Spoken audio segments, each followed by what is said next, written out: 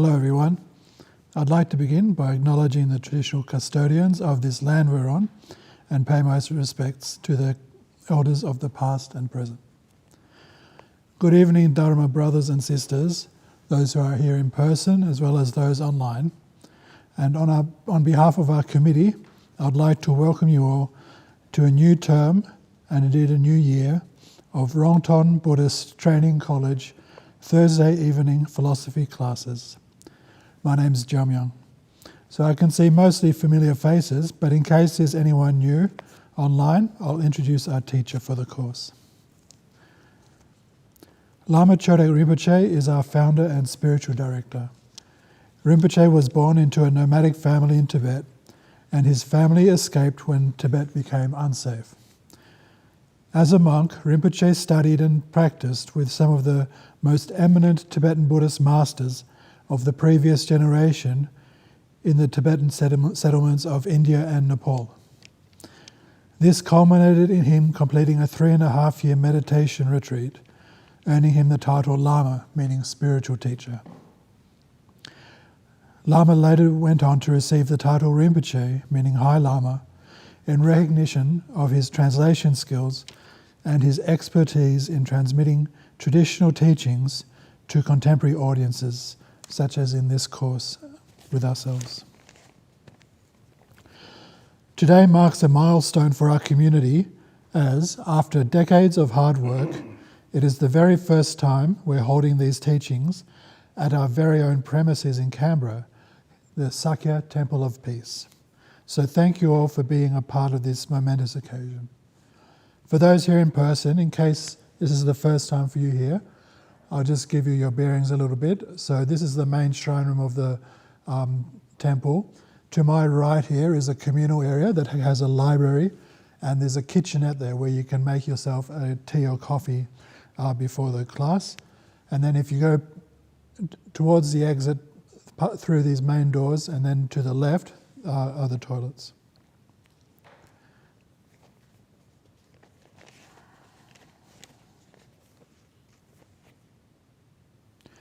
The topic for this term is the history of Buddhism in India and Tibet by a famous Tibetan master, Buton. Before we begin, I'd like to thank our sponsors and benefactors, as well as our executive committee and technical team for their work in making these teachings possible. I'll now leave you with Rinpoche. Thank you.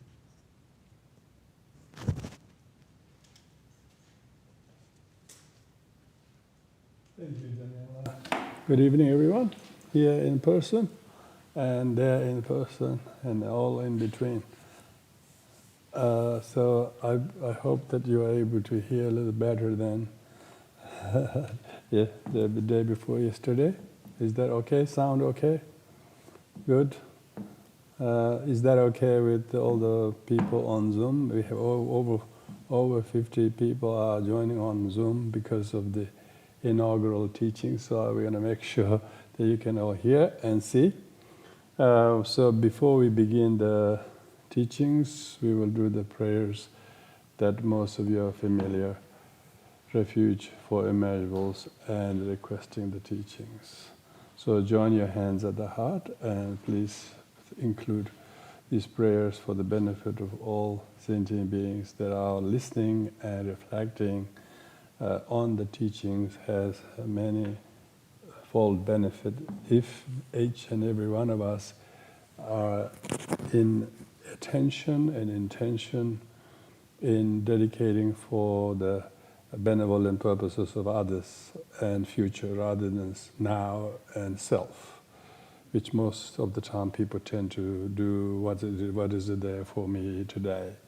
But in Mahayana Buddhist terms, we have to do it for the future and others. And so I'm sure Buton wrote this text 700 years ago with the same intention. He didn't write just for the audience of the contemporary scholars. After 700 years, his book's been published and translated in multiple languages. So we would like to extend that as far as possible through these teachings. So to express these sentiments, we will do the formal prayers. Enda Buddha Dhamma Sangha Aidere Vyede Lodama Vaivacha Adyehandala Ashare Vada Duebe Endabu Adharama Sangha Aidere Vyede Lodama Vaivacha Adyehandala Ashare Vada Endabu Adharama Sangha Aidere Vyede Lodama Vaivacha Adyehandala Ashare Vada Vada. May all beings have happiness and cause of happiness. May they be free from suffering and a cause of suffering. May they know a path of happiness that knows no suffering. May they dwell in equanimity, free from attachment, aversion, or those near power. May all beings have happiness and cause of happiness. May they be free from suffering and a cause of suffering. May they know a path of happiness that knows no suffering. May they dwell in equanimity and free from attachment, aversion, or those near power. May all beings have happiness and cause of happiness. May they be free from suffering and cause of suffering. May they know a path of happiness that knows no suffering. May they dwell in equanimity, free from attachment, aversion to those near far.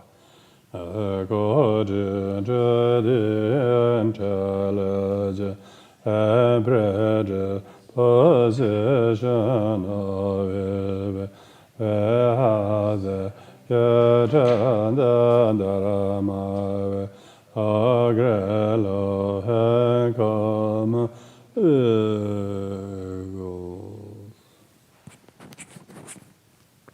So once again, welcome you all. As you can see, we are nearly finished, but still there are a few things to do. You can see the stairs and still lots of minor but touch-ups to do inside these.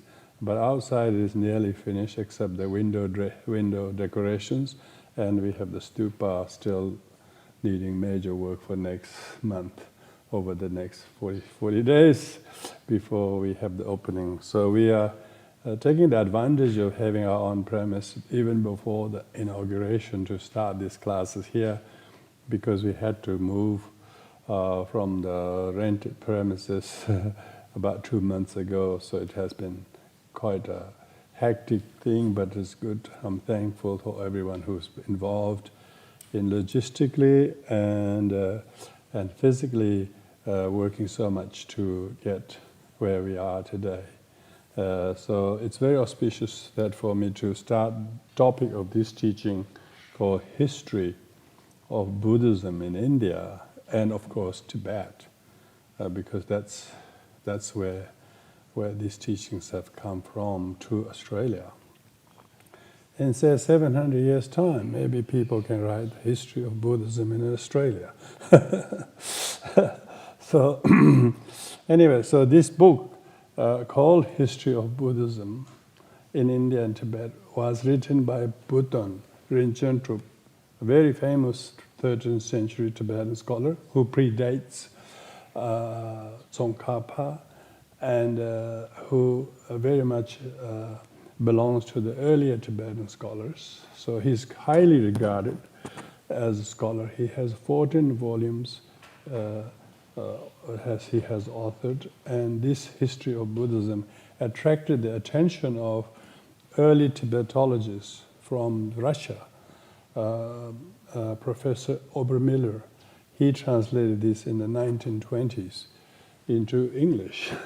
And it has been published, and it still is the only translation thus far. It's a highly technical book. I'm quite impressed when I looked at the translation they did at that early days. But of course, during those days, there's hardly any books on Buddhism, let alone that are translated from Tibetan. So this book probably is earliest one to be translated from Tibetan into English. Even the Book of Dead, Tibetan Book of the Dead, and those were translated later in the 1930s. So much credit therefore goes to late Russian scholars, Professor Obermiller. By the way, his book is readily available on PDF, where you can download it. So I'm going to read through the things and explain where it requires. I have the benefit of Tibetan version on here, and every week before I read the section, I try to prepare as much as possible just to go over the things. Of course, Obermiller translated in 1920s, so he uses many terminologies that probably will be considered today to be a little bit archaic or not so relevant. But if I see fit to say what he means, I will do, but otherwise just to be faithful to his own text. Firstly, history is mainly about what, when, who did what. And this is about how Buddhism came to India, who was the founding teacher, that Buddha, and what was his teachings and how they were compiled. So he goes categorically compiling all the texts. So Buton goes to identify those classic Buddhist texts that goes to source its origin in India and Sanskrit, most of them. Some of them are Chinese, classical Chinese. Majority of them are all classical Chinese. And he actually goes into great detail, almost like a catalog of all the text that is translated. Because when we say Buddhism in India is one thing, but when we say Buddhism in Tibet, so that means how it come that Buddhism in India was transported, was it possible to translate into one culture to another. So therefore, Buddha goes in great pains to identify those classical major Buddhist, Mahayana and Buddhist texts, identify them and validates them as far as who compiled them, as well as who translated them into Tibetan, as well as who revised them. So not only he talks about Buddha and his life, but also he talks about what Buddha gave as teachings, how they were compiled in India, and then how later they were translated. And that what it became known as Buddhism is the text and the teachings, because the teachings, recorded teachings of the Buddha, called Buddha Vachana. Buddha Vachana means words of the Buddha. Heard word of Buddha. They are all heard directly by the arhats and very realized monks who had incredible memory, better than our tape recorders. They remember every word Buddha said. And not only that, they have the matching realization and devotion to preserve everything they heard. So it took so many hundreds of years before they were committed to writing. So therefore the story, I don't know whether the HI comes from out of history, but story is all about the text and people who heard from the Buddha, and then what kind of great effort they made to compile them in fear of losing. And then wherever Buddhism traveled, these texts traveled. So we have them stored up on the top of the Buddha's head. You can see there are 320 volumes. They are the actual texts called Kangyur, as well as Tengyur, those are commentaries. So Buddhan text goes to a great deal about those texts. So when we say history of Buddhism, it talks about people, usually identify quite a lot of luminaries of Buddhism in India, say This is talking about 5th century BC, you know. People like the 16 arhats whose pictures we hang on the walls and we worship them, we pray them, we remember their qualities. This really very much the kind of works of those 16 and 16,400 disciples of them were involved. Likes of Nagarjuna or Aryadeva or other various teachers, Shantideva and Atisha and Mahasiddha Virupa, all of these Indian Mahasiddhas and Mahapanditas, and then Tibetan translators. So the story is about who are the luminaries, who are the individuals did the teaching and translating and compiling. Who are the major benefactors like King Ajatasattu and Anathapindaka, in Tibet, King Trisong Detsen and Padmasambhava. And so you get to know the identities. You get to know the Buddhist identities, historical identity. These are not kind of hagiographical. These are historical people. Their dating is somewhat always difficult because Buddhists hasn't always been good at keeping records because they have Indian origin. Indians usually didn't keep the records very well as Chinese because Indians believed in going in cycles, circles. And Tibetan also learned to adopt a sexagenary circle. Like when they talk about ages, they talk about 60-year cycle, you know, every 60 instead of centuries. So dating has always been very complicated in the Tibetan historical system. But once from the Tibetan Buddhism itself in Tibet, it's not hard to sort of date them because of however complex the Tibetan astrological system is. Because when we talk about history, we talk about date. We talk about time, if possible, months and years. So when they refer to year, they refer to the year of the animals. And then each animal's got an element and sometimes even gender. So they say, oh, such and such a horse, male horse, 5-horse male. But who knows which cycle of the 60-year cycle they're talking about.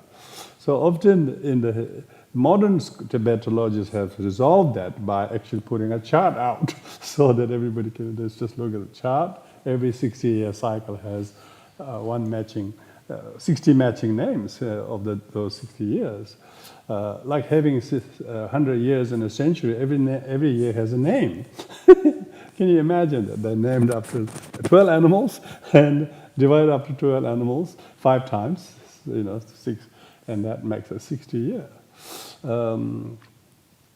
While history of India, Buddhism in India is not too complicated because they don't use that.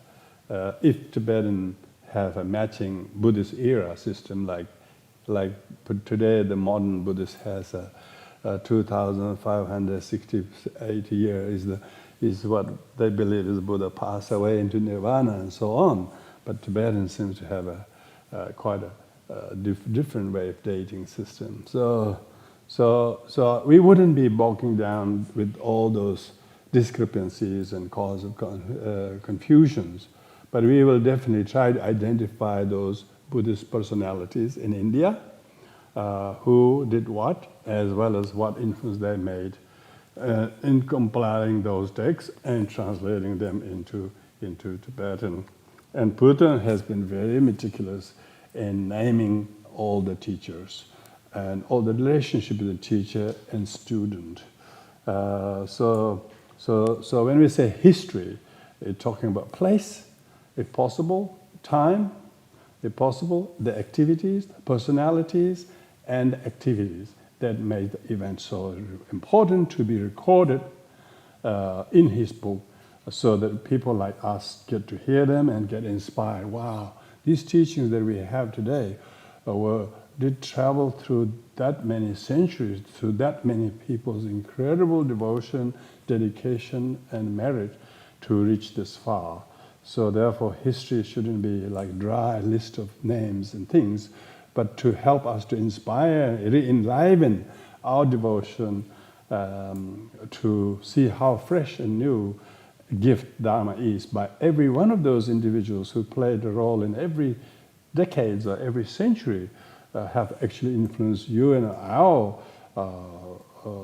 aptitude to accept and believe the Dharma is made possible by all of their good work. So I like to make you to think that yes, we are here to not only receive a list of historical events, but try to enliven our devotion, our gratitude in having these teachings these days readily available in our languages or books that actually travel so many languages and centuries. So first of all, at the very beginning of the book, Buton gives 15 verses of salutation, and which is very important. Every author, traditional Buddhist author, always pays salutation at the beginning, and this is historically very important. And the purpose of what he's trying to do is also explained. So promised to write the book, and then his own inspiration comes through that. So I'll read through this. Saluted to the blessed Buddha, the lion of the Shakya clan. So, because Shakya clan is the clan to which Prince Siddhartha Shakya belonged to, he is called the lion of Shakya clan because he is the king of all lions. He is the king of all kings. So many people came in Shakya clan, hardly anybody of their names could be remembered. But Shakyamuni Buddha is almost immortal name. So lion means king, king means like immortal, and he's a blessed one, which is Sanskrit translation of the Bhagavan Buddha. The victorious be the Buddha, the sun. He likens the Buddha as the sun. In the old days, they worship sun. You know, when they see someone like Buddha come, they say sun in person. You know, everybody suns themselves, bathe themselves in cold winter when the sun comes to relieve the suffering of cold. And so how much amazing the warmth does. But however warmed we are by modern air-conditioned buildings, people still feel very, very shivering inside due to selfishness and so on. So those who know the Buddha definitely is a sun. That's what Roger is referring to. Sun who, nourished by nectar of his creative effort, means enlightened activities, of his virtuous deeds, has appeared shining with the beautiful luster of unthinkable forbearance. So he's talking about his 3 uncountable eons of hardship which he faced and then reached the enlightenment, and has attained the limits of his 3 bodies. The 3 bodies refer to Nirmanakaya, Sambhogakaya, and Dharmakaya, a precious jewel of immeasurable value, swiftly moving by the force of his previous vows, and who, by being the absolute, free from attire of differentiation into subject and object, is the leader in whose vast skies, where the clouds of both obscurations are dispersed. So he likens the 2 afflictive and cognitive obscuration like clouds. And when these 2 clouds are lifted, we too can enjoy the vast and luminous sky. Here is the Buddha is the one who has dispersed these 2 obscurations, whose nature is to move from east to west in pursuit of welfare of others in its various forms. So he's likened the Buddha as a sun. When it moves from eastern hemisphere to the western hemisphere, wherever it goes to remove the darkness. And everybody feels a good reason to wake up because sun's rising. Without people meeting the Dharma, they indeed are living in the pitch darkness. That's what he's likening to. Not only the kind of warmth of the sun, but light. And he likens this kind of analogy is very beautiful. Buton is known for his poetic expressions, and in this. He who by immaculate word, alight with millions of rays, now this is the moon, this is the sun, which is not one just rays, but millions of rays. Every single place where these rays are touching, There it makes the plants grow, it makes the birds sheep, it makes the crops to grow, it makes people to tell the time, and so producing heat which he expands from region to region.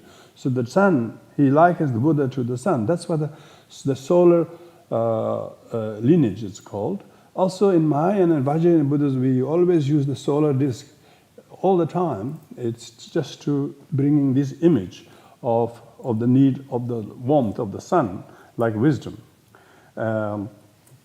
Which he expands from region to region, darken the. So he's talking about now the effect to the others, effect of the other. Darkens the luster of Brahma, Vishnu, Manmatha, Shiva, Ganesha, Skanda, Indra, Brihaspati, and other gods. So talking about how the brightness of the sun of the Buddha almost sort of outshadows the lightness, brightness of the other more worldly gods. Those worldly gods have their own reasonable light that gives, but nothing like what the sun, that light the Buddha gives. A multitude of planets that shine with great pride, claiming to be guides in these three worlds, and blinds that swarm of owls like sages Kapila, Akshapada, Badrayana, and Digambaras, these are Jains, and Sharavakas, Vyasa, and Dantavaktras, and Valmiki, and the rest, sloping their course. So it's talking about how the Buddha's coming has somewhat sort of quietened, silenced those not so truly realized beings, but worldly gods who are making many people to make them pray to them for whatever mundane reasons they are. They all become somewhat quietened by the brightness of the Buddha coming to the world. At whose appearance, like bees, now he gives the analogy of bees, full of desire to behold the flower. Bees are always looking for the flower, but flower is useless. So is the bee without the sun. So, behold the flower, to enjoy its fragrant odor, that exquisite honey which gives delight to the senses, humming and infatuated with pride. So, talking about how many beings come alive by the sun shining, that every flower has a meaning, every bee has a meaning, and so every worldly or some semi-divine beings like the Vishu and the Show, so mentioned, are all given extra meaning for their existence. The Shravakas, the Pratyeka Buddhas, the Bodhisattvas, whose worthy receptacles of heavenly bliss assemble. So therefore they're talking about how many kinds of honey and beings are sweetened by the coming of the Buddha, like Shravakas, the Pratyeka Buddhas, Bodhisattvas. They are very importantly revered today. Like even Buddhists, even someone who's just merely wearing a Buddha Dharma robe is revered today. Why? Because of that. So he's talking about Shravakas, Pratyeka Bodhisattva, whose worthy receptacle heavenly bliss assemble. As that celestial flower, so that is the nirvana. They are all seeking the real honey is in there seeking nirvana, absence of sorrow. Until then, they are looking for various kind of honeys, but very, very short-lived. But nirvana is the very celestial flower. If they will be able to imbibe the honey of nirvana from the celestial flower of nirvana, unfolds its leaves and expands its odor through 10 quarters of the sky. It's talking about how, we have talking about 2,500 years ago this occurred. But yet the sun is constantly shining without any difference between day and night. Those who have enjoyed the light of the sun, even darker the night, darker the sorrow of their life, if they turn to Dharma, they will find the warmth with even bit of the night, let alone the sun time. So it's talking about how it has reached to so many 10 quarters of the world, means everywhere. Victorious be he, this Buddha, the gem of heaven, who attained the double aim. Double aim means two purposes, and created the nectar of omniscience. Salutation to the compiler of scriptures and the great teachers of Buddhism. So now he pays homage to those who compiled those incredible elixir of the nectar of Dharma that Buddha taught, that people who because people had scriptures, then they said they have Dharma, So these people who compile the scriptures, they know what's in there, and they know that's the gem, full of gem.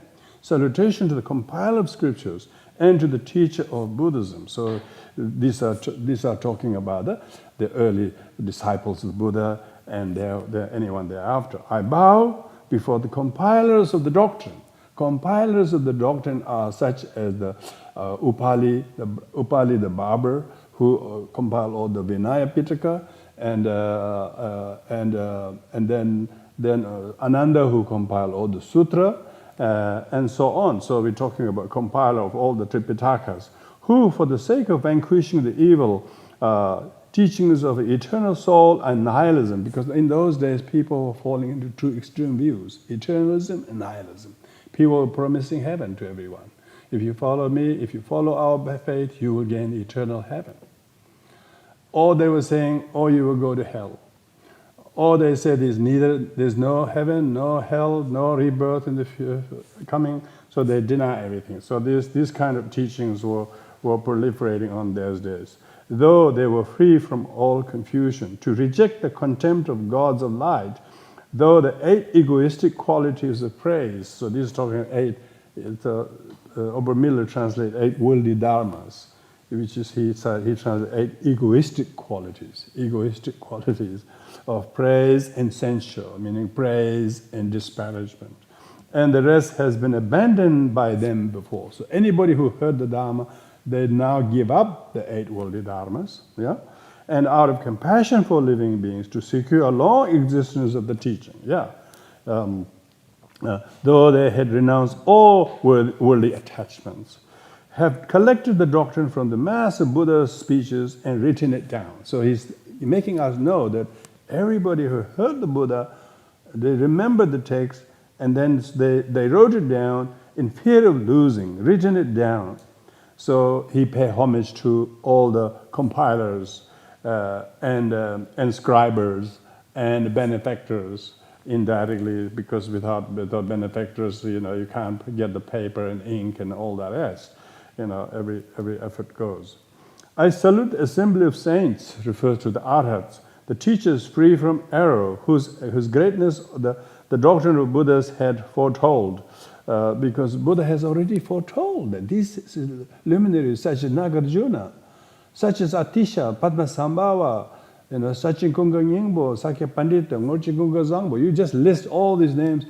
All of their names been prophesied by the Buddha himself. Such and such will come at such and such time.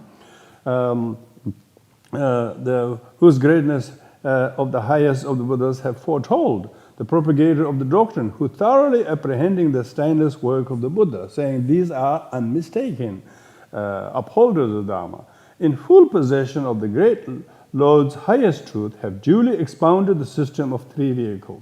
3 vehicles refers to the Pratyeka Buddha, Shravakayana, and Bodhisattvayana. So in those days when they refer to 3 vehicles, they refer to these 3, not Theravada, Mahayana, Vajrayana. That's a modern.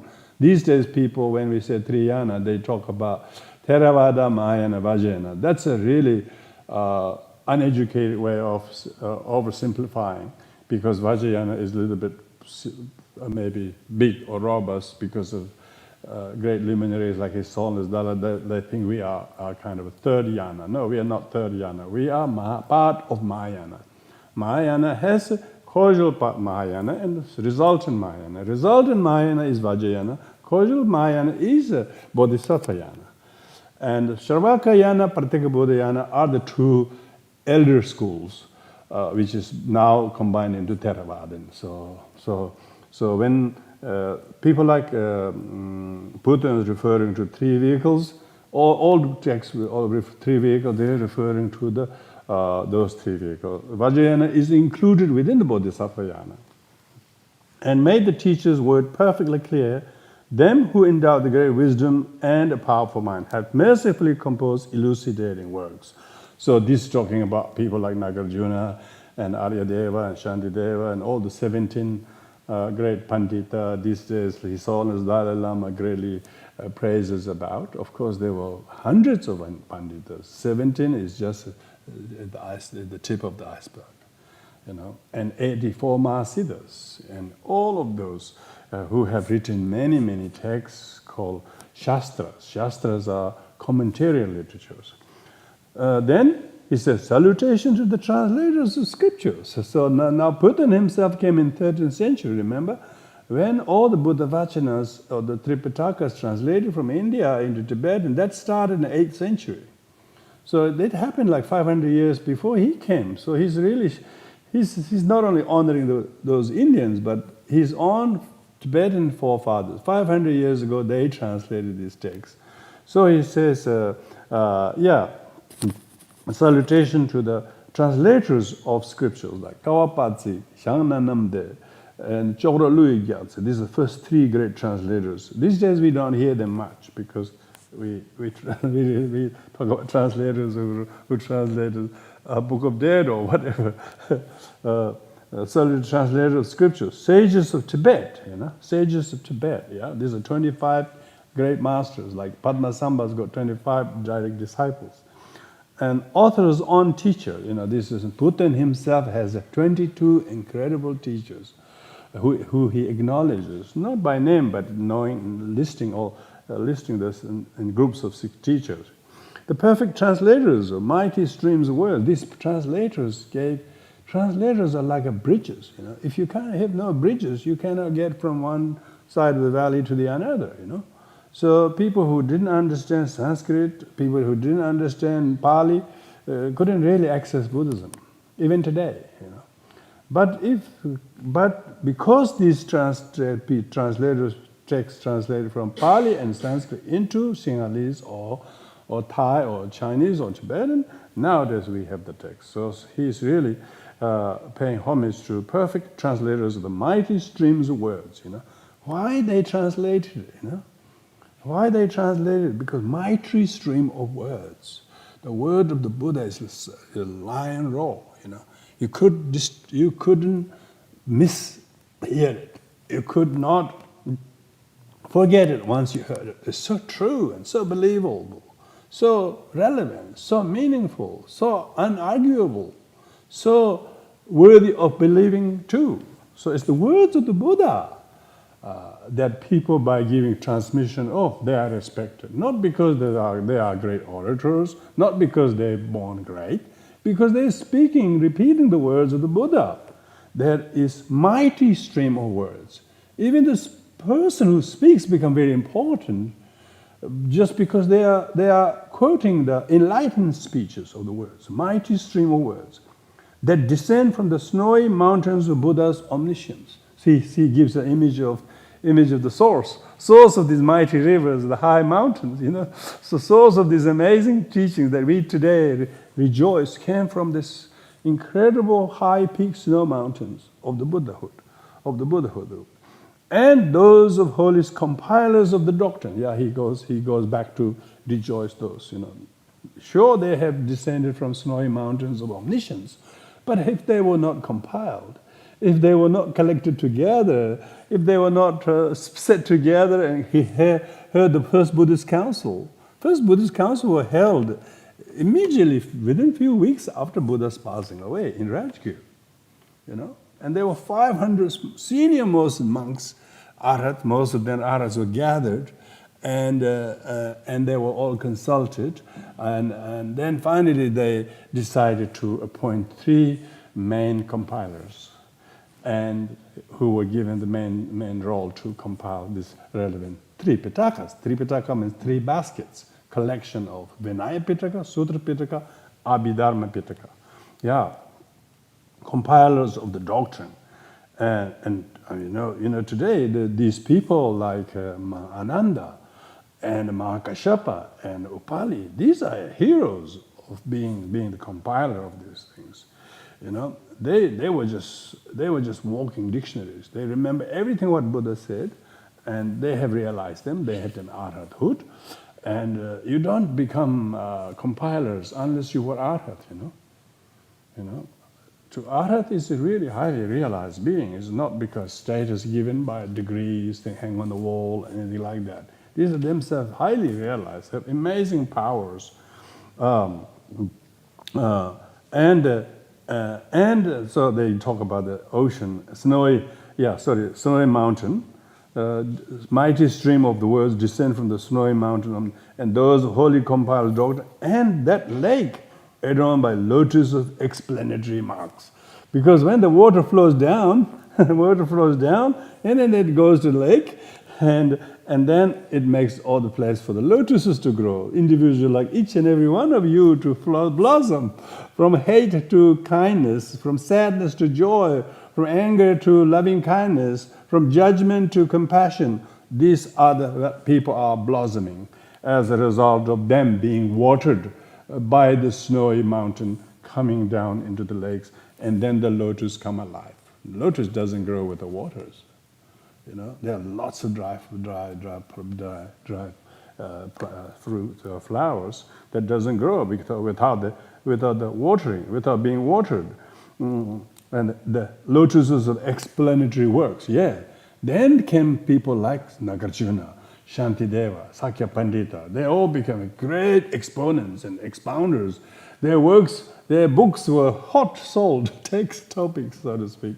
Why? Because they all blossomed. Their skill of writing and oration became useful because there's a subject, the topic that's worth of talking about.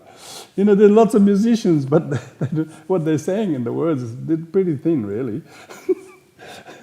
But if people will put the words of the Dharma into their writings or into their work or whatever, then it becomes very, very meaningful. So that's what lotuses explanatory works. Noble Lotsawas, Lotsawas, those translators. Tibetan translators are called Lotsawas. Indians are Panditas. Tibetans are translators, Lotsawas. So this combination of Lotsawas, Pandita work together. Honor with a reverential bow. So Buton Rinchen Drub bow down to all the translators and Pandita who work together. And then he uses here as another beautiful analogy, poetic language. The elephants who covered by the golden net of three disciplines. So the elephant is such an important kind of object of metaphor in Indian writing. So he likens the people with the people who enjoy the Dharma as a great elephant, who are covered by the golden net of three disciplines. Three disciplines refer to the discipline of self-restraint, discipline of benefiting others, and discipline of ripening others. So who covered by the golden net of three disciplines? These are like elephant.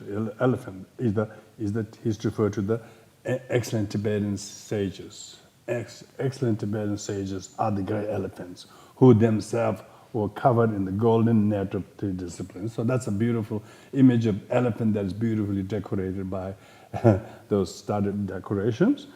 And four methods of persuasion, so being their powerful, well-grown tasks. So this refers to the elephant that has big four tasks, and each of the tasks represent the four methods of persuasion. Persuasion means bringing others into the Dharma. So elephant covered in a golden net with a very strong task have vanquished the contest. So the elephant is often used in old warfare. In the old days, where they always fought war with elephants. And the more carefully netted the elephant is, it also functioned as a shield. Elephant never get hurt because it's well netted. The net is so strongly made that no shield, no arrow or sword would penetrate the hurt elephant. So meaning those who guard the precepts are likened as a great elephant, and the well-grown task are a method how ripen the others have vanquished in their contest adversary through teaching, debate, and composition. So, to the great sages of Tibet, I worship. So Buton is paying homage to all the early Tibetan teachers and practitioners who traveled thousands of miles on foot, and some never returned, some never made it to India. Others who did return guarded their disciplines, and they were able to be very strong and powerful in practicing generosity and right speech and all those 4 methods of persuasion, and then they vanquished their opponents through writing, debate, and composition. Those swords which obtained, now he brings the image of a sword, which obtained from the precious element of doctrine, because the teaching is like a sword.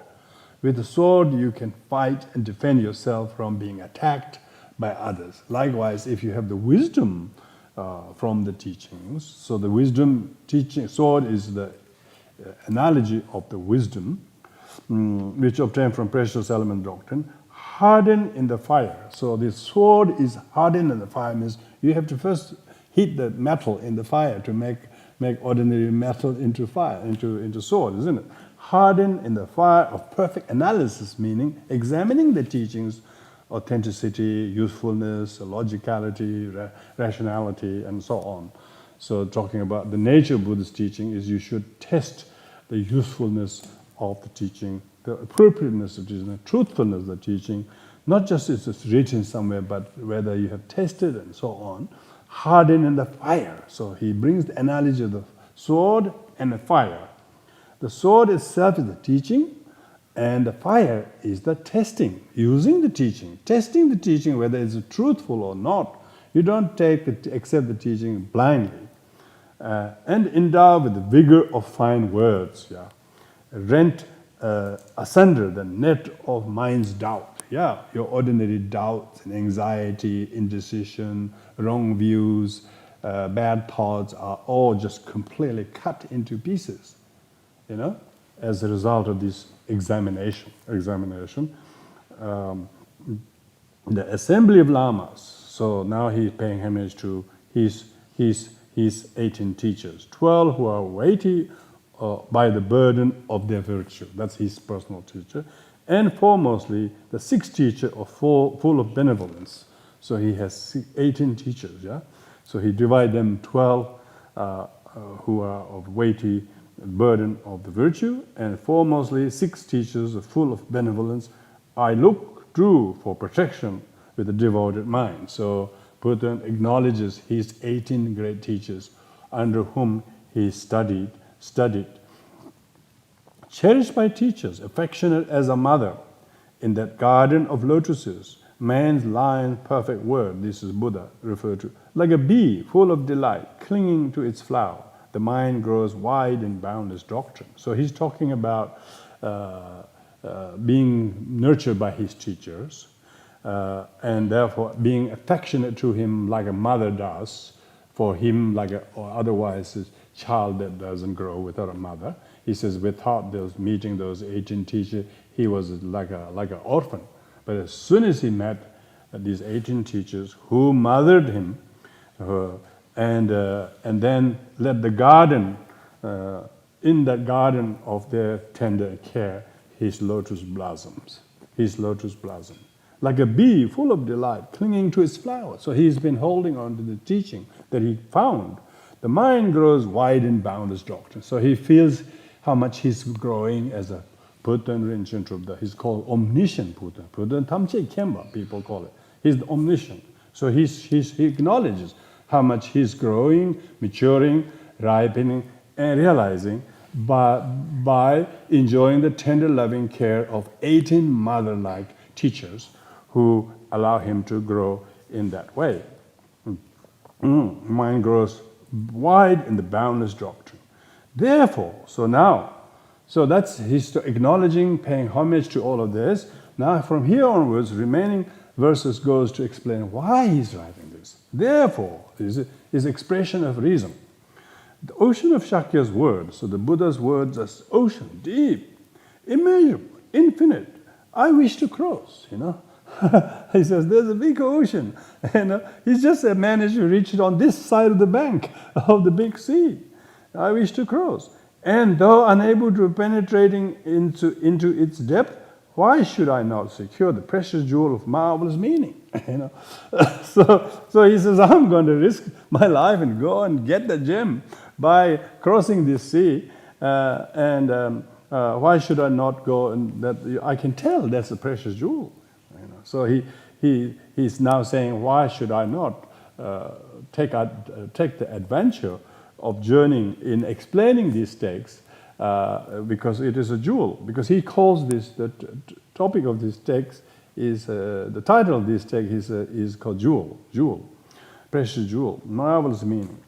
But though I have obtained it, so he knows that he's already got it, his writing is for others.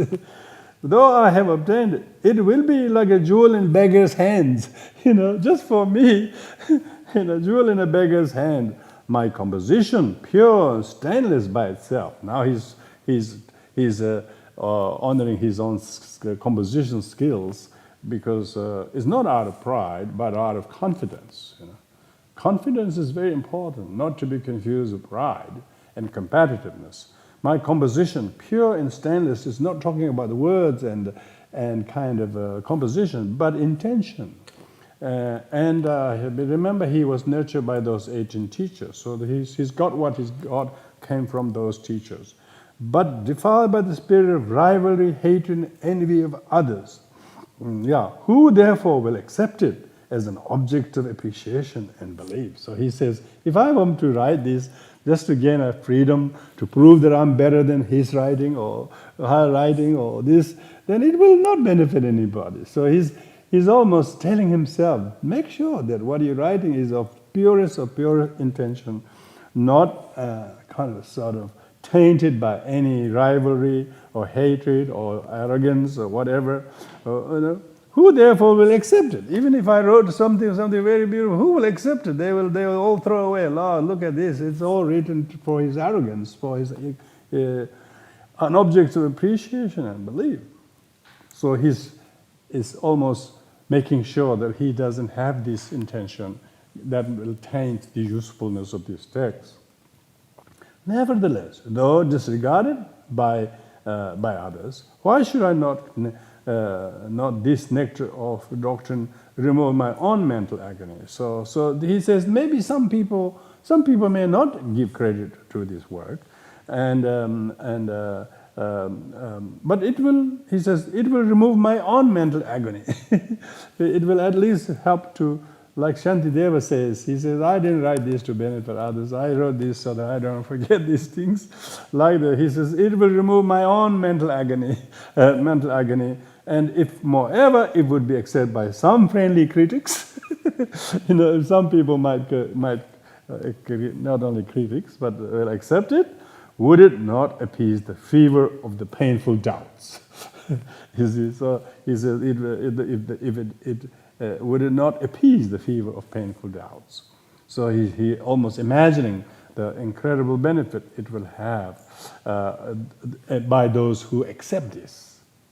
He's really modest in what he's saying. He never knew in 700 years later some amazing Russian scholars would translate this, and now after since 1920s, now we are 100 years later, 99 years later, that his text is being read and studied.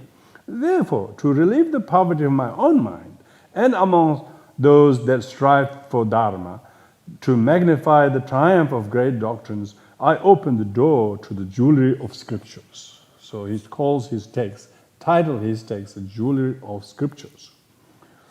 From it, so now that's the promise to write. He's going to open this. He says, here is my writing. From it, so meaning from this book, of the various vehicles, the great and small, the diverse jewels of their meaning shall come forth. So he's talking about whatever kind of teachings that are suitable to people of different levels of aptitude and interest and capacity which I present to you without restraint. So I'm offering this to you. May you, full of delight, partake of them as you desire. So this is his addressing to his future readers and his fans, if you like. So that is the salutation, 15 verses at the very beginning. Now the book itself now starts here. Firstly, the book is divided into four, but before going into that, he says, our teacher, the foremost of the Shakya, endowed with 4 miraculous powers, the miraculous power of mindfulness and so on, as the 4-membered army, like the miraculous legs, because your army is a very strong-legged with mindfulness, has vanquished the battle in the evil ones, whereupon having united the converts to his faith within the sphere of his ministry by 4 methods of persuasion, he has revealed his doctrine in all its 3 forms. The most holy regions of Buddha's religious realm have duly preserved his teachings of virtue, which being foundation of happiness and welfare of all living beings, including the gods, must be zealously maintained. So he talks about the need to maintain the teachings. No other means exist for this, but only by preaching the doctrine and acting according to it. And this, but as action requires previous study of the doctrine, because if you cannot act according to the doctrine unless you know the teaching so well, and preaching it to others, one must be aware of the methods of practicing both. So he therefore says the reason for his writing is to preserve these teachings and to benefit the people, and so that they can actually learn what it is and then change their life from the bad to good and good to better and so on, and then they can teach it to others. And so for this there are 4 topics. Recognition of merit gained in studying and preaching the highest doctrine. So first he talks about, this is a very big chapter in this book, the merit of study and teaching to others. Merit of this, in this case, listening. Listening, reading, because study refers to listening and reading and then discussing and then teaching it to others. So that's the first part of the book. Second part of the book is the recognition of the true characteristic of the teaching, which is to be studied and preached. So we have to know that it is, what is Buddhism? What is the teachings of the Buddha? That should be studied or listened, because people are nowadays trying to practice Buddhism without beliefs or something. Buddhism has beliefs. You shouldn't lose the chunky bit of the teachings. People are trying to suit the Dharma as a kind of therapy for this life or temporary things or things. These are, if people do that, then they're watering down the teachings. So therefore we have to understand what is the true characteristic of teachings, which should be studied and preached. So that's the second topic. First is the purpose of, you should study it. Second is, what is the thing you studied that is so important? Third is consideration and fulfillment of the rules prescribed by study and teaching. So how one should adhere to the rules or precepts prescribed by the study and teachings. How the teaching will teach you to change your way of thinking, doing, and so on, so that you yourself are transformed. And that actually the teaching will make you to become tame, become contented, become lack of ill will, and contented, and have wisdom and no doubts and so on. Then it will change you, because then it will correct all your wrong ways. And so the fulfillment of rules, it fulfills you. You feel great sigh of relief, how much the medicine helped. When you have a medicine that works, you really like the medicine, don't you? Likewise, you have to experience the fulfilling benefit of the Dharma that you heard and recite and observed, and then you heard, study, read, and preach and shared, and you can enormous benefit. So that's the third part of this book. And the last part of the book is the actual history, history of all the above.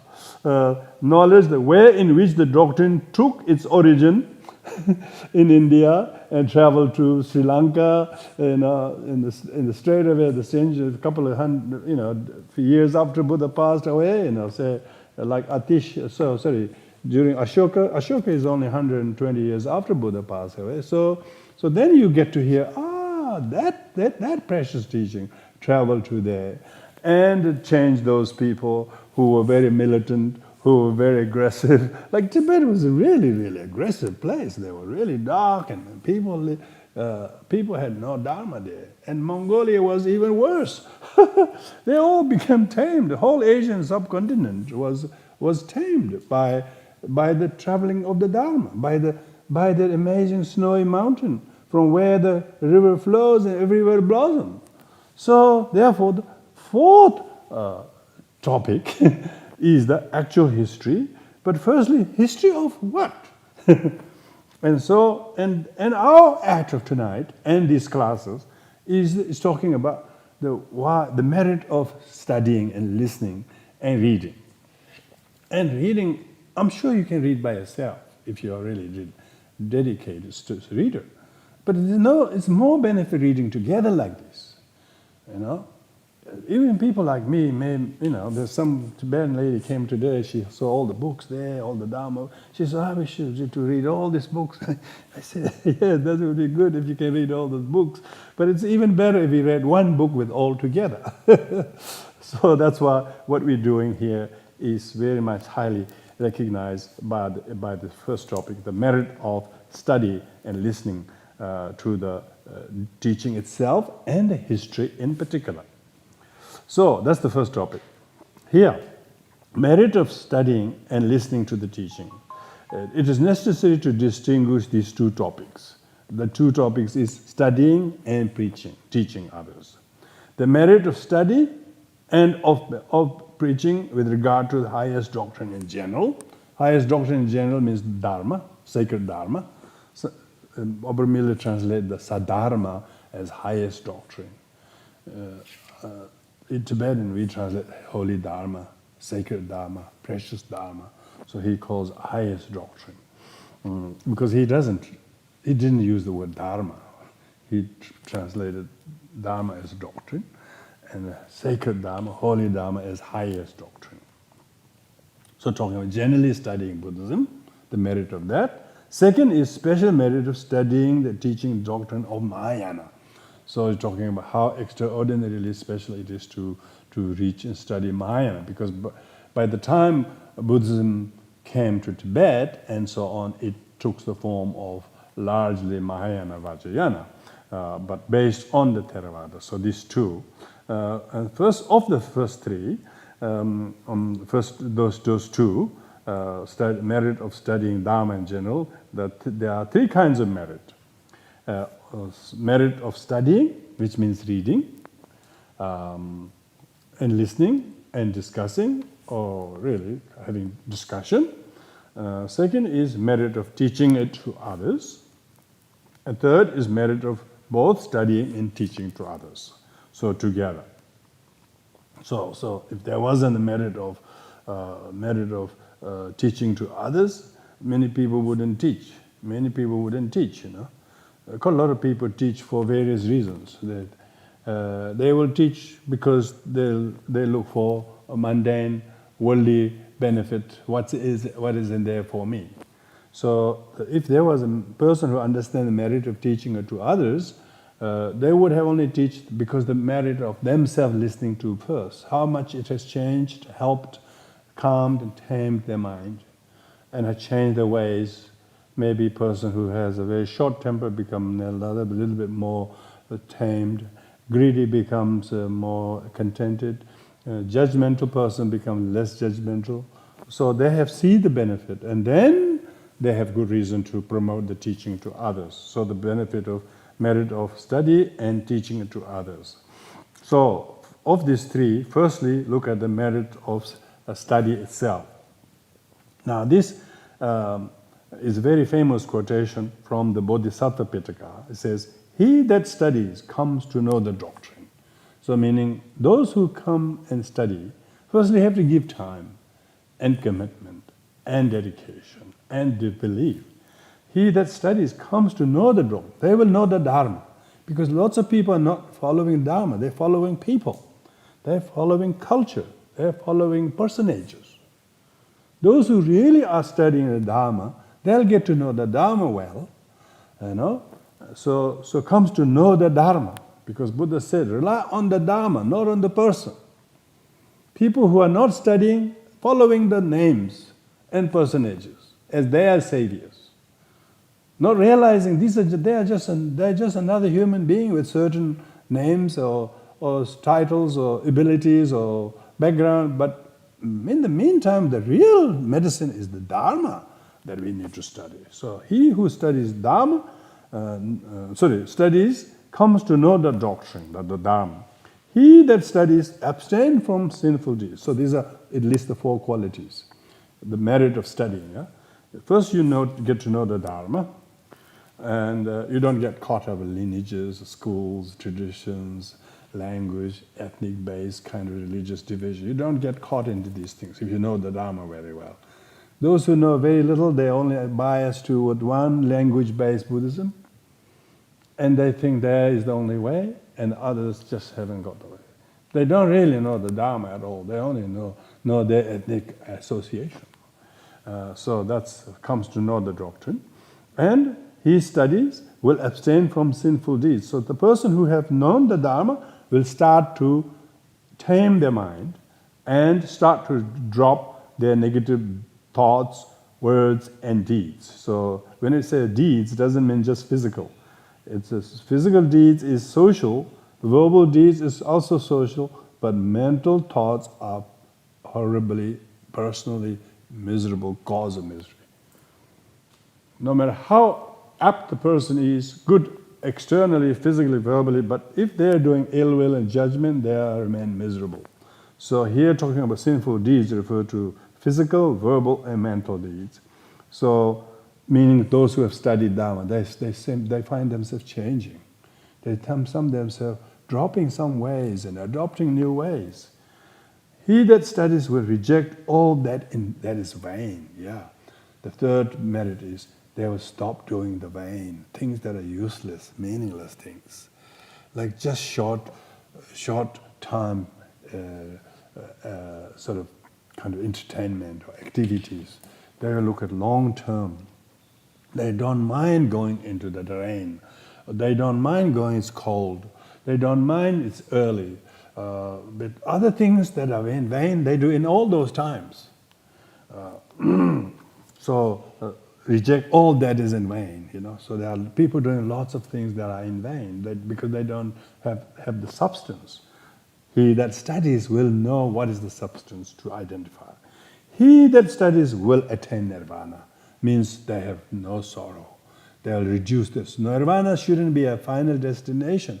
It's an incremental reduction of your sorrow and self-caused pain, and no longer blaming others as a cause of your pain. That is a real nirvana. Nirvana means absence of sorrow. Avarana is the sorrow. Nirvana means you are devoid of the sorrow. You no longer do ill will. You no longer do judgment. You no longer do anger. And therefore, why? You study the Dharma, you read the text, you listen to the teaching, you learn, I should stop this, I should adopt this, and there one goes to see the fitness. So these are the merit of studying, those who have studied the Dharma, According to the Vakshya Yukti, this is Vasubandhu's work, he explains these 4 lines as follows. First one is when he says, he who studies comes to know the Dharma is the knowledge of the doctrine to be accepted or rejected. So he who knows the Dharma knows what to accept, what to reject. So what to accept means thoughts, not so much things. There's lots of people reject and accept thoughts or things or objects or people, but here it teaches you how to reject your thoughts that are bad, how to accept thoughts that are good. So, doctrines to be accepted, rejected through an investigation of orthodox and, and heretical philosophical systems. So you actually learn to reject the eternalistic, nihilistic views, as if things were created by God or supernatural beings or also demons of others, curse of others, or maligned by others. You don't think like that. You completely get to know that it is your own bad, ill will and judgment and fear you should reject. Not thinking someone is maligning should be rejected and not go next to them, as if their maligning actually is so powerful that you haven't got anything to stand on. It's your own ill will towards them you learn to reject. So the knowledge of the doctrine enables you to what truly should be accepted and what truly should be rejected. That's the first one. It says knows to Dharma. Knows the Dharma means word Dharma is what is reliable to uphold. You hold in the good will, you reject the ill will. See, that's the Dharma. So it makes you very reliable to yourself. Second is he who study will abstain in wrong deeds, means subjection to mental discipline. Now this is subjection to moral discipline, the rejection of any harmful deeds, harmful conduct, harmful thoughts, harmful words, or mode of communication. You are starting to ability to restrain those. Ability to restrain those by yourself. You have the power to restrain yourself, and the teaching will teach you to restrain, and you're finding yourself restraining those. And third one, he who that studies will reject all that in vain means subject to mental discipline. So these three lines are respectively comes to the physical, verbal, and mental discipline, abandon of vain desires. Subjection to training and highest wisdom. This is the higher training of wisdom. So it therefore covers that if you study the Dharma, you get to know the three higher trainings. Higher training of Vinaya, Abhidharma, and Sutra. And because Sutra is the wisdom, Sutra is the Sutra for the meditation, and Abhidharma for wisdom, and Vinaya for discipline is what you acquire. Acquirement of the right philosophical view of the view, liberation from defilements, such as the influence of former deeds. So these are the merit or benefit of if you study Dharma, you acquire the right view, right philosophical view of middle way, not falling into any extreme righteous or leftist views. Liberation from defilement. Not only you get rid of wrong physical, cognitive views, but liberation from defilements. You get to get rid of your greed and hatred and ignorance, such as influence of former deeds. You no longer have the lingering habits of the past. However serious they were, but they are no longer able to revisit you in your thoughts or views or habits. And the remaining elements of phenomena existent. In a third way, devotion to the doctrine of religious discipline, monastic life, suppression of senses. So this is talking about how gradually you shall see the great changes in you. You have greater devotion to the doctrine, and the discipline that goes with the teachings, and starting to adopt a monastic life. This monastic life refers to of becoming more sincere and purer in one's outer, inner, and conduct. It doesn't really mean that if you're not monastic, you haven't got a chance. So, even monastics merely changing the robe and dress doesn't make one monastic.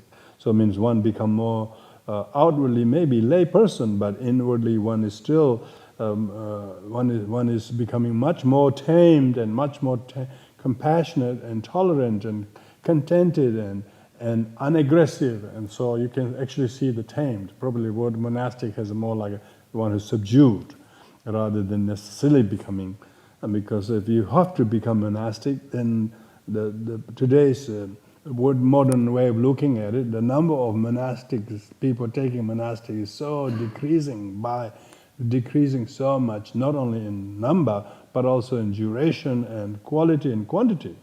So, but flame of Dharma is still burning. So there are still people who are tamed by the Dharma on some kind of incremental level. Suppression of senses, meaning you are able to control your senses, your thoughts, your eyes, your ears. Don't believe everything what you hear. Don't believe everything what you see, because you can see your eyes are tainted by your own craving or judgment or jealousy. So are your ears. But when your ears is not tainted by a jealousy and so on, you hear good praise, you really rejoice.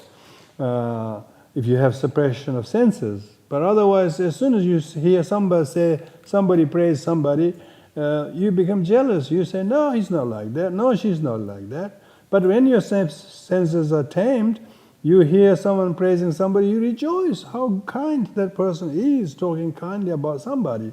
Whether or not it is ultimately true or not, just the fact that person does that, you rejoice through your what you call control senses, audio senses.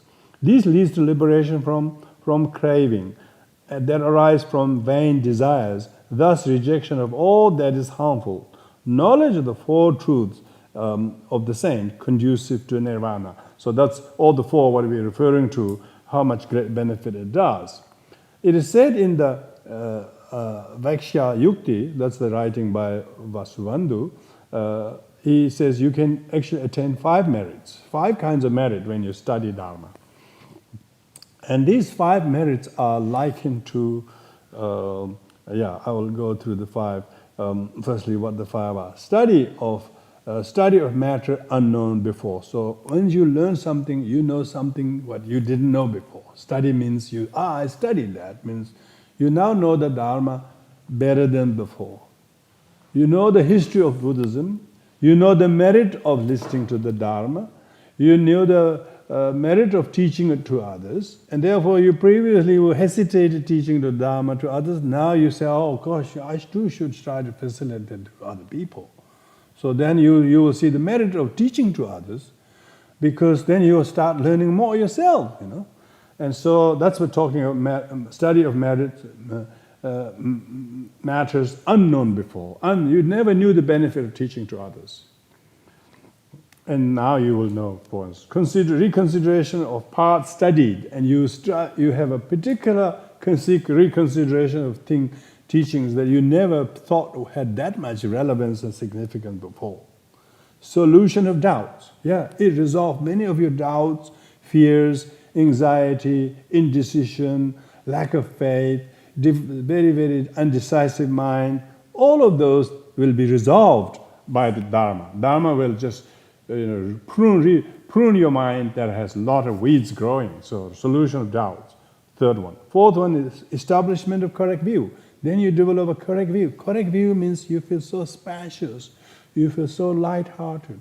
You don't have the tense and dense feelings in you, neither in the chest nor in the head, because you know the Dharma is so true, and as a result of it airs your wrong views and doubts and indecisions, and those things are all allayed because of merit of studying Dharma. It establishes the correct view. And 5th one is knowledge of the words. Then you know the definition of the word, etymology of the words like Dharma, like Sangha, like Buddha, like Shastra, like Nirvana, whatever they are. You will begin to know the words, and each word has a historical understanding of the words, how they were formed, whether they are monosyllabic or some non-monosyllabic language, whether they're prefix or whether they're suffix. What does the addition of pra add meaning to the main stem, and so on. So you know the meaning. So because you basically become able to define the meaning of the word, knowledge of the words, and deeper sense of climax of the wisdom. Then the whole knowledge of the Dharma, which is the words, then words actually rises as a realization in your mind. Climax of wisdom is you have this aha realization. They were not just words you're repeating, but they actually have meaningful insight that you yourself see the heightening of your own maturity and growth. Meaning of this is taken to be respectively. So these five. What are respectively? Firstly, when it says study of matter unknown before, means when you study something, you get to know the thing before what you didn't know, extensive study. So you go to study a little bit in depth than just like a rough study, sketch study. You will go in deep level. And second, when it says a consideration of part studied before, meaning you are reconsidering before, means elucidation and perfect clarity of the subject studied. So there is no doubts lingering in your mind of the thing you studied, and before what you thought it was and is not what it actually is. But once you studied, actually you know what it is. You know, you are no longer confusing the appearance from the reality. Elucidation of perfect clarity. Yeah. Solution of doubt means acquirement of certainty. Now you no longer have this penduluming mind. Yes, no, yes, no. You have this incredible acquirement of certainty, amazing assertion and confidence. So if people who have confidence, they must come from Dharma. But those who study and knowledge of Dharma is a little bit shallow, they waver. They waver because there isn't anything to anchor it. So those who have studied very well, they will resolve the doubts and they will acquire a sense of certainty. So this is how Buton firstly explains the first five in those list the five. Solution of doubts, he says. And then what does the solution of doubt means? Is acquirement of certainty. Acquirement of certainty means you don't linger between doubts here and there, you know. You don't know a lot of waste of time, or worry, or fear. All of these things are related with the wrong view, you know. So when you study, all the wrong views are laid, and doubts are cleared, and hence acquirement of certainty. Establishment of correct view means consideration of object from correct point of view. Yeah, object is not itself from itself. It is what you label it to be. So object is not independently exist from its own side. It's just the imputation that we make. This is very important. Establishment of correct view, you know, point of view. So like things are not what they appear as to you. When you know that, you will not take it literally. Therefore, you will see them as a projection of your fear or doubts or craving or whatever, neediness or whatever. But when you lay those things, then the object appears quite differently. So that's the benefit of the knowledge, study, a benefit of study. If you're really studying Dharma, it's almost increased the clarity and penetration. When it says the knowledge of the words and deeper sense of climax of wisdom, it refers to the knowledge of the four truths. Yeah, knowledge of the four noble truths. Now you will really understand the four truths. In Buddhism, we don't have one miserable truth. We have four truths. Truth of suffering, truth of its origin, truth of its cessation, and truth of path yielding that cessation. So that then you truly understand the relationship between the Chatur Arya Satya. Meaning then is the one who sees those, the seer can see the truths. You know, bias, people judging, two peoples fighting, cannot. They're based on that. So here the seer is the only enlightened one. You have to be noble, arhats, to see the four truths. Our understanding of the four truths initially would be only conceptual and intellectual. But when you begin to see the truths of the four truths, you will gain a seer's eye. It's not the fleshy eye referring to. There are special eyes, insight, through which you will see. It's said that with regard to this passage, that the first 2 points convey complete clearness of wisdom obtained from study. The next two, of that arising from investigation, and the last, of the result of deepest meditation. So it's talking about the importance of meditation and wisdom. It is through meditation on the teachings, then you get the wisdom. Yeah. So if you study, then you get to meditate.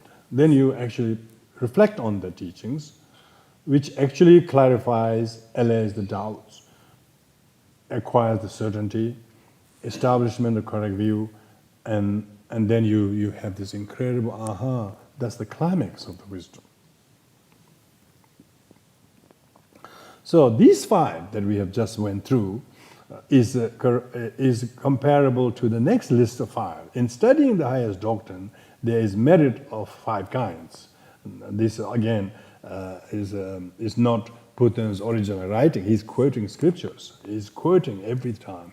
He's not just writing his thoughts. He's writing things unknown before are apprehended. So that's the one way of putting it. Once you study things unknown before, now you know.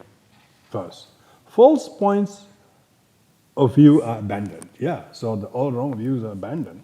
Third, matters doubtful made certainly unnecessary. So once there's no need of that doubt anymore, that you lingered so much time. Fourth, ascertained truth is internally realized. So now they become acquisition of your own realization. It's not something you're dependent on, a walking stick type of thing. You yourself know how to walk without the stick, because you have realized its truth. You know the Dharma with such confidence. Even someone attacks you, even some bad thing happens to you, it doesn't make you fall. If it makes you to develop, accept these things as a temporary karmic situation, but otherwise, not let it snowball by your overreaction or reaction. But you will be able to accept those things because you have internal realization. Everything happens for a reason. And the 5th one is saints' pure vision. This is the vipassana. Altruistic, absolute truth is attained. So one gains this wisdom as a result of it. There's a wisdom to be learned. Now these 5 benefits of study is likened as a water, likened as a fire, likened as a riverbank, respectively. It's beautiful. Just these images really helps you. He says, water renders services of 5 kinds. He gives the teaching of Dharma is like a drink that really, water renders service 5 kinds. First, it moistens the rice grains. So you pour the rice in the water, it softens the rice. Hard rice becomes softened. Another thing what the water does, it cleanses the body, clothes, and vessels. It washes all the stains. Yeah. So just think of the knowledge, what it does, Knowledge, soft, hardliner views become softened. Yeah. All the dirts on your mind, fear, doubt, anxiety, all the dirts get washed. Yeah, washed. Cleanses body, clothes, vessels. Withdraws sufferings of the body in the hot season. Yeah. Soon when you get cold, when you get hot, you go throw water, it's straight away you feel relieved, isn't it? Likewise, when you listen to the Dharma or think of the Dharma, turn to the Dharma, we take refuge in the Dharma, it's not a prayer, Refuge in the Dharma is not a prayer, it's a conscious act of appreciating, validating the Dharma. Every time you validate the Dharma, you're throwing water on the heat of your life, Withdraws the suffering of the body from the hot season. Appeases thirst and heat. Yeah, it quenches the thirst. Yeah? You're no longer looking for anything to drink when you have the Dharma. It quenches the thirst. And giving rise to grass, corn, woods, causes them to thrive. It's the water that makes everything grow. So, therefore, if you listen to the Dharma, if you study Dharma, you will enjoy the 5 direct effects of the water. So, water yourself.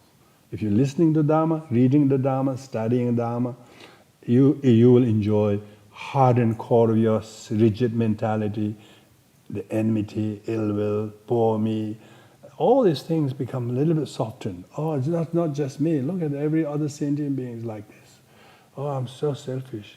This is the universal nature of existence. And as a result of that, you don't become so hardened like a a dry piece of rice. The water fell on it, it dissolved. And it washes away your sorrow, dirt of your body or clothes. It washes away. You no longer are making yourself cling to them. And it makes yourself not to suffer the suffering anymore, because you have throw water in the heat of samsara. Heat of samsara is cooled, and it quenches your thirst. You never need to seek anything but turn to the Dharma, and there it is. There it is.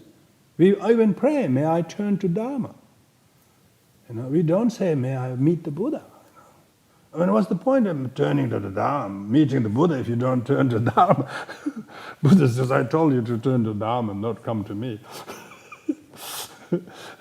It's like Tilopa telling to Naropa, I said, you don't keep hassling me. Look at your own mind. It's like that. So one will actually be able to see the truth. And then you can see the growth. Like the grass growing, corn's growing, wood's growing, everything thriving. Then your loving kindness, joy, humility, compassion, and understanding, forgiveness, respect, all manifest. That's the incredible, immeasurable benefit. That's why we say Dharma is immeasurable. It's unsurpassable merit. If you turn to it, it has the incredible. See, amazing thing about authors like Buton is use these kind of beautiful analogies so that you and I can see. Analogies, illustration are drawings. Illustration are drawings. But these scriptures have drawn without drawing, You read it, it's all clear. Okay. In like way, the faith in the word of Buddha has arisen. So now, when you study Dharma, your faith in the Dharma will increase. Hardened hearts are made soft. Hardened with, he did this to me, they didn't do this to me. All this kind of hardened view are softened. Stains of non-virtues are purged. Your ill will, your wrong view, your bad mouthing, all are purged. The burning heat of passions appeased. Thirst for repeated birth and samsara quenched. And roots, seeds, and woods of virtue harmonizing with enlightenment are produced and caused to thrive. See, he now explains. He explains those 5 points. These 5 kinds of service may otherwise mean acquirement of faith. So means that once you study Dharma, your faith has boosted. Achievement of 3 disciplines. All of a sudden you're disciplined to restrain from some things, doing what is good and doing what is beneficial to others are now in your things to do list, with action corresponding to them. Therefore, if there be desire to obtain help, such help, word Buddha must be studied in devotion. So if you really want to reap benefit, you should study. You should study not just sporadically, but with discipline. Say, we try to make a commitment once a week. And quite a lot of you have been attending and not in person. Others are attending in person online, All this kind of commitment is you got to do this regularly. Because if you do anything regularly, then you will keep up yourself, whatever the case might be, So that's the analogy of study of Dharma like a water is. Water. Next analogy is fire. Fire does 4 kinds of work. It consumes, cooks, singes, and illuminates. Similar to is the fire of the Buddha's word, destroying all that is sinful in the converted. It destroys. It destroys your sadness, anger, stupidity, laziness, and whatever it is, it destroys them, It consumes. Remember, fire consumes. Fire, everything you throw in the fire, it destroys the fire traceless. You can't tell what was burnt. You can't even tell. You can see the emptiness. See? There is really no problem that is there. Once you meet the Dharma, it will just consume. It will live tracelessly in you. Or in the others, or in the perception of it. Because once you practice Dharma, it is totally incinerated. Dharma is the fire. So that's why we have many deities standing in the midst of flames of fire. So all the Maya and the Vajrayana depiction is artistic Dharma is no ordinary artistic work. They're trying to bring these kind of scriptures in visual Dharma. In visual Dharma, why the Dharma burns, destroys your sufferings. Yeah? Fire destroys, consumes, yeah? Yeah? Bringing to them, destroying. Second is the destroying all that is sinful is converted, bringing to the maturity root of virtue in those on the path to conversion. So this is cooks, this cooking, fire cooks. The immature person become mature, and so on. And so previously totally this kind of view, and now no longer, because they have matured. The fire cooks food, isn't it? Likewise, Dharma matures the person.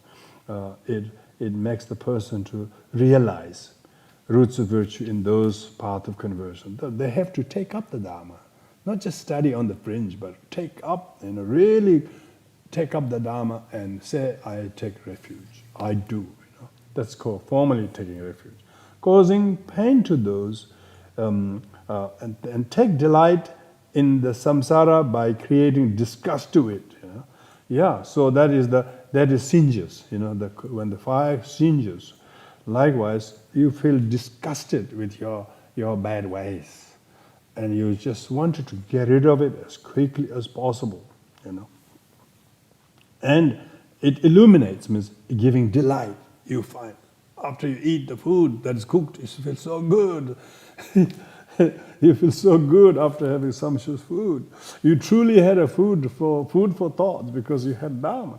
Lots of people eat so much food but still hungry as ever. Hungry goes all the time. Those who really study and meditate and read, and they're really, truly delighted. They feel delighted by showing the right way and the wrong to the sorrowful, the doubting, and to those have gone astray. For this reason, doctrine is to be realized, is to be zealously studied. So, Buton is saying why you should study the Dharma. It will be like a fire in your life that you feel so cold and chilly in the life. You neither are cooked, nor you are singed, you're matured, nor you're illuminating, because you haven't got the Dharma happening. You're happening drama of some other sorts. So therefore, bring some light of fire into your life. So that's the second analogy. We'll finish off with the third analogy. That is the sandy beach. I don't know why people like beach so much. A pleasant sandy beach is frequented for 5 motives. See whether you have those 5. Namely, to wash. First is to wash. Second, to obtain refreshment. I'm sure that's that. Third, to appease the thirst. I don't know whether you'll drink all water or not. Certainly not the salty beach. And enjoy mirthful sport in the water, and cross from this to the opposite shore. So that's if you come to a river, these were the 5 things you will do. So what does it mean? The first is to wash, So accordingly, the pleasant soil of Buddha's words, when you hear the Dharma, that's like a sandy beach, You like taking your shoes off and feel the amazing softness of the beach sand, which is unlike any of the rough. Even your shoes is not so comfortable.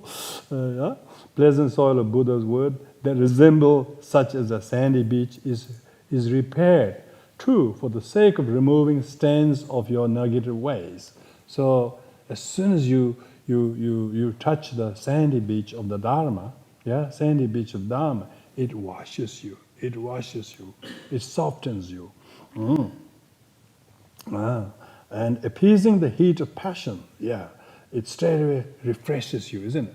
The water on the feet, where you feel so cool. Likewise, it just cools your heat of sorrow and anxiety and fear and doubt and poor me. All those anxiety become cooled by the walking the feet on the beach of the Dharma.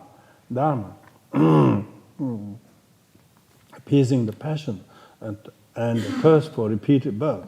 And then the third one is appease the thirst, enjoying the pleasure of possessing the special virtue. Yeah, so you actually have, all of a sudden you have amazing realizations through meditation. You have amazing realization that was never within your reach previously. But in meditation, it became so clear that you should do this, not think this way. And not do this, not think like this, not say this, not do this. All these kind of amazing counsels or advices come in your meditation. It's just like the person going to the beach and who touches the water experiences the cooling, refreshing, quenching the thirst experience. You also feel completely quenched by the drink of the Dharma. Yeah, drink of the Dharma. In the Vajrayana, traditionally also, they pour a little bit of water in your hand to drink during empowerment. It's just that they're talking about this. Particularly if empowerment goes for 3 hours and after the third hour you get a little bit of water, it does feel good because you couldn't get pretty thirsty. So, for the sake of removing the stains of negative, appeasing the heat of passion and thirst of enjoying the pleasure of possessing special virtues, mystic absorption, the 4 limitless feelings, 8 degrees of liberation. So this is talking about different meditative realizations, different meditative realization, 8 degrees of liberation, etc. And finally, for passing from this shore of real individuality to the opposite of nirvana. The ultimate purpose of reaching to the river bank was to reach to the other shore, isn't it? The shore. So instead of staying on this shore of selfishness and individuality, you go to the other shore of impersonality and absence of sorrow, the nirvana. Consequently, those desirous by betaking themselves to the pleasant sandy beach must devotedly study the words of the Buddha. So that will do for tonight, which is talking about the merit of studying, just general Dharma, So those 3 analogies are incredibly useful, isn't it? Like water, fire, and the riverbank. So with these thoughts, we have good reason to dedicate the merits. Thank you, everyone.